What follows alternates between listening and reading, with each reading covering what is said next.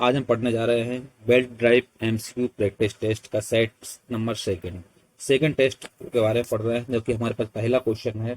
The suitable material for belt used in flour mill. Flour mill में कौन सा material का बेल्ट का इस्तेमाल होता है? इसका आंसर हो जाएगा सी, कैनवेस और कॉटन डक। जो कैनवेस या कॉटन का जो बेल्ट होता है उसका इस्तेमाल करते हैं फ्लोर मिल में। फ्लोर मिल में हम कैनवेस और कॉटन का इस्तेमाल करते हैं। नेक्स्ट क्वेश्चन है, the creep in the belt is due to. Belt का जो क्रीप होता है वो क्या किसके बराबर होता है? इसका आंसर हो जाएगा C, unequal extensions in the belt due to tight and slack side tension. The creep in the belt is due to. Creep कब होता है बेल्ट में? तब होता है unequal extension in the belt due to tight and slack side. तो tight side और slack side होता है वो हमारे पास बराबर नहीं करते हैं, उसी को हम क्रीप बोलते हैं। तो the creep in the belt is due to अब होता है unequal extension in the belt due to tight and slack side tension. Next question है, the coefficient of friction in belt drive depends upon. Belt drive में coefficient of friction किस पे depend होती है? इसका आंसर हो जाएगा C, materials of belt and pulley. जो बेल्ट और पुल्ली है वो उसके मटेरियल पर डिपेंड होती है कोफिशिएंट ऑफ फ्रिक्शन। तो हमारे पास क्वेश्चन है, the coefficient of friction in belt drive depends upon. इसका आंसर हो जाएगा materials of belt and pulley. इसका करेक्ट आंसर है। नेक्स्ट क्वेश्चन है, when the belt is transmitting maximum power. Belt drive में मैक्सिमम पावर जो होता है ट्रांसमिशन वो उसका क्या होता है? वो उसका होता है, आंसर हो जाएगा A, the tension in tight side is twice the centrifugal tension. जो टाइट साइड होता है टेंशन उसके बराबर सेंट्रीफ्यूगल टेंशन का डबल होता है, दोगुना होता है। तो इसका आंसर हो जाएगा the tension in tight side is twice the centrifugal tension. Question हमारे पास, when the belt is transmitting maximum power, तो इसका आंसर हो जाएगा ये, the tension in tight side is twice the centrifugal tension. इसके करेक्ट आंसर होगा। Next question है, when the belt is transmitting maximum power the belt speed should be। जब हम मैक्सिमम पावर बेल्ट का ट्रांसमिट मैक्सिमम पावर ट्रांसमिट कर रहा हो तो उसका बेल्ट का स्पीड क्या होगा? तो हमारे पास जहां पर एम मास हो, मास ऑफ द बेल्ट पर मीटर, किलोग्राम पर मीटर, और पी मैक्स का मतलब होता है maximum permissible tension in belt, Newton में रहेगा। तो हमारे पास इसकी इस बेल्ट की स्पीड क्या होगी? मैक्सिमम पावर ऑफ ट्रांसमिशन हो उसमें हमारे पास बेल्ट की स्पीड क्या होगी? इसका आंसर हो जाएगा B, under root P max upon 3m। तो ये इसका करेक्ट आंसर हो जाएगा। When belt is transmitting maximum power the belt speed should be. तो इसका आंसर हो जाएगा B, under root P max upon 3m। ये इसका करेक्ट आंसर हो जाएगा बी। नेक्स्ट क्वेश्चन है, in a horizontal flat belt drive it is customary to use. अगर हम हॉरिजॉन्टल फ्लैट बेल्ट ड्राइव का इस्तेमाल कर रहे हैं तो उसका इस्तेमाल क्या होता है? इसका आंसर हो जाएगा B, top side a belt as slack side. तो हम इसका इस्तेमाल कब का कैसे करते हैं?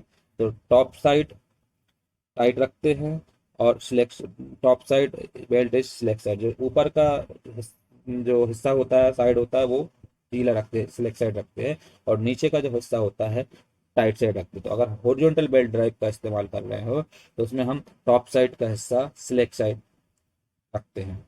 टॉप साइड जो ऊपर का हिस्सा होता है वो सिलेक्ट साइड रखते हैं, हॉरिजॉन्टल रखते हैं।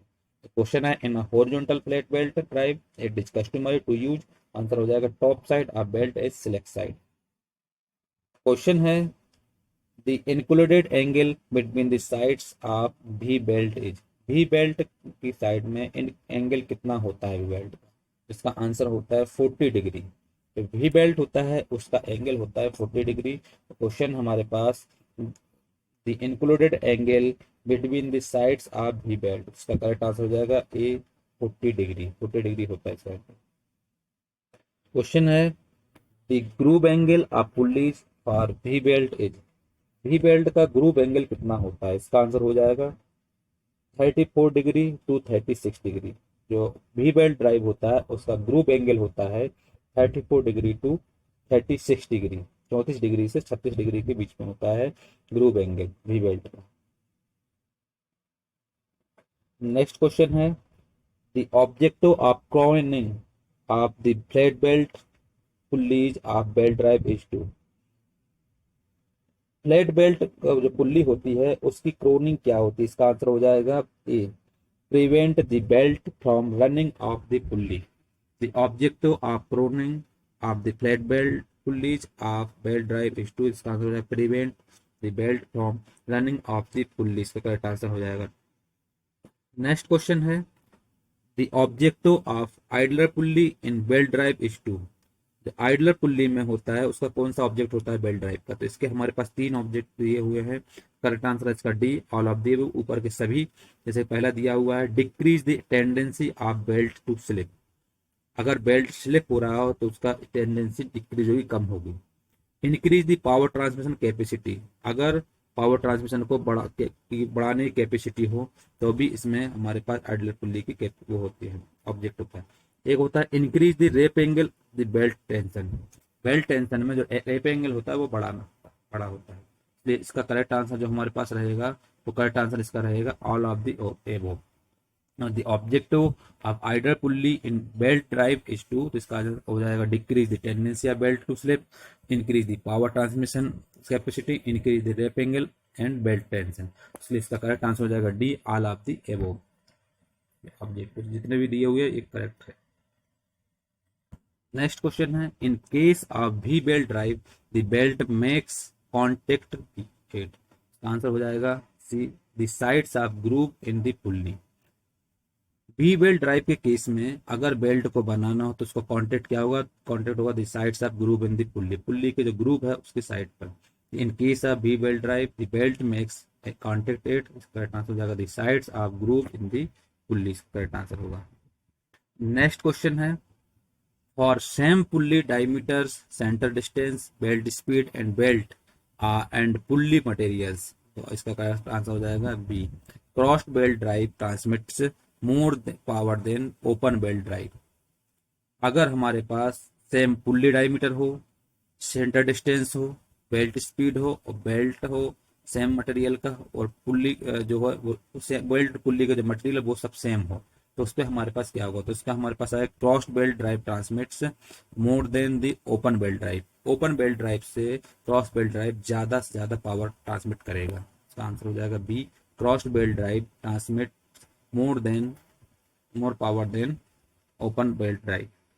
नेक्स्ट क्वेश्चन है the power transmitted by the belt drive can be increased by, power transmission system में जो बेल्ट ड्राइव होता है उसको कैसे बढ़ाता है? तो इसका करेक्ट आंसर हो जाएगा D, all of the above. एक बढ़ाता है increasing the initial tension in the belt, belt का जो इंक्रीजिंग इनिशियल टेंशन होता है वो बढ़ाता है। Decreasing the belt to increase the coefficient of friction, belt को कम करने पर dressing the belt to increase the coefficient of friction, तो कोएफिशिएंट ऑफ फ्रिक्शन को भी ये बढ़ाता है।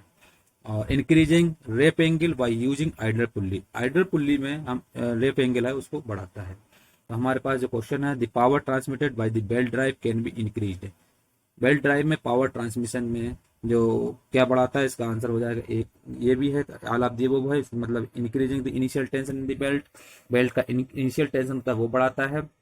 Dressing the belt to increase the coefficient of friction, coefficient of friction को भी बढ़ाता है। एक होता है increasing wrap angle by using idler pulley, idler pulley में जो रेप एंगल होता है उसको भी बढ़ाता है, इसका करेक्ट आंसर है all of the above. Next question है in replacing the V belts a complete set of new belts is used instead of replacing a single damaged belt because, अगर हम V बेल्ट में को replace कर रहे हैं, नया बेल्ट अगर हमारे पास कोई डबल बेल्ट लगा हुआ उसमें से वो डैमेज है, एक बेल्ट डैमेज हो गया तो उसकी जगह पर नया बेल्ट अगर इस्तेमाल करें तो हमारे पास क्या होगा? इसका आंसर है ये, the new belt will carry more than it share the result in short life, जो इसका जो पावर होगा जो इसमें लोड होगा वो नया बेल्ट है इस पर आपस में शेयर करेगा, ज्यादा से ज्यादा लोड शेयर करेगा। तो हमारे पास तो क्वेश्चन है in replacing the V belts a complete set of new belts is used instead of replacing a single damaged belt because, तो आ जाएगा इसका answer the new belt will carry more than its share and result in short life.